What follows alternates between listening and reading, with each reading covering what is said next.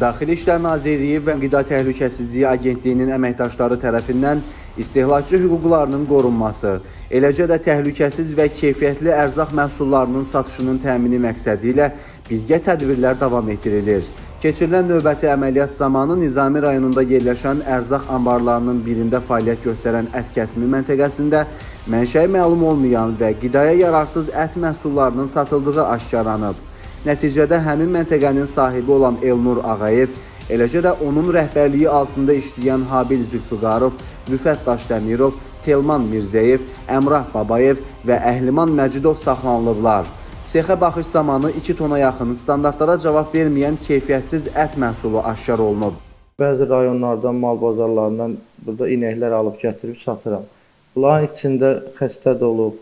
Araşdırmalarla müəyyən edilib ki, Elnur Ağayev və digərləri xəstə, həmçinin artıq təsərrüfatda istifadəsi mümkün olmayan iri buynuzlu heyvanları ucuz qiymətə alıb emal edəndən sonra keyfiyyətli ət məhsulu adı altında satışa çıxarıblar.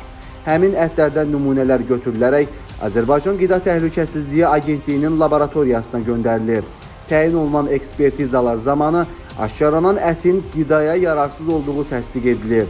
Faktla bağlı araşdırmalar davam etdirilir.